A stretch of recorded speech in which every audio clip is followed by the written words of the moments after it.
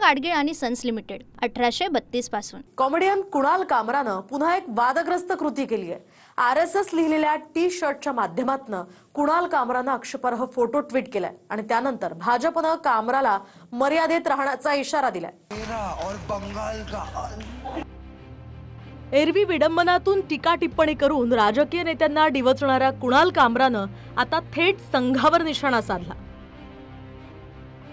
कामरानं एक photo tweet केला जे टी शर्ट कुणाल कामरानं घातलंय।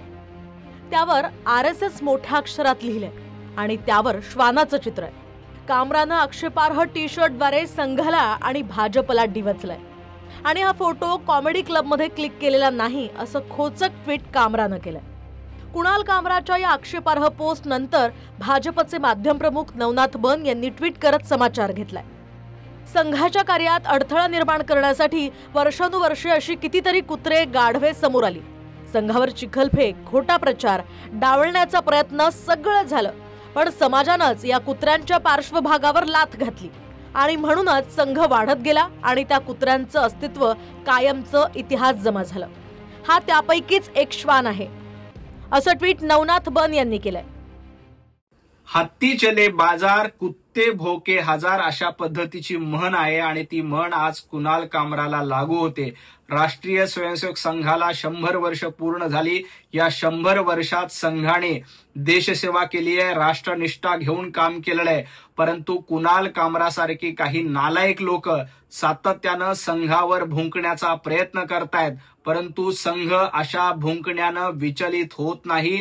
आधी पंतप्रधान नरेंद्र मोदी, नंतर एकनाथ शिंदे आणि आता संघावरही कामराची टीका करण्याची मजल गेली आहे। त्यामुळे भाजपनंच कामराला उत्तर द्यावं असं शिंदेचे मंत्री संजय शिरसाट म्हणाले, तर प्रवीण दरेकरांनी अति झालं असं म्हणत कामराला मर्यादेत राहण्याचा इशारा दिलाय।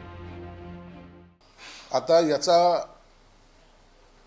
अर्थ काय घ्यायचा आहे हे त्या पक्षाच्या नेत्यांनी ठरवलं पाहिजे। गेल्या वेळेला त्यांनी मोदी साहेबांवरही अशी जहरीली टीका केली होती, शिंदे साहेबांवर केली होती, आम्ही त्याला प्रत्युत्तर दिलं। आता त्याची हिंमत एवढी वाढली, तो संघाच्या सुद्धा नेत्यांवर किंवा पक्षावर किंवा संघटनेवर या पद्धतीची टीका करतोय।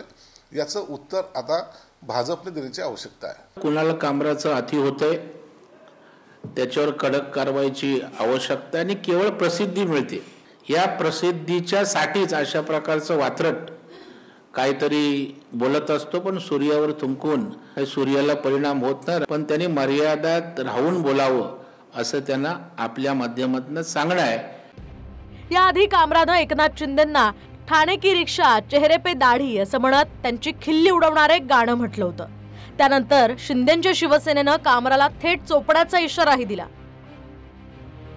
हे प्रकरण गुन्हा दाखल करण्यापासून ते कोर्टापर्यंत गेलं, पण आता कामरानं संघालाच आक्षेपार्ह टी शर्टच्या माध्यमातून डिवचलंय। Bureau report, TV9 Marathi. Poona Gadgil आणि सन्स लिमिटेड 1832 पासून।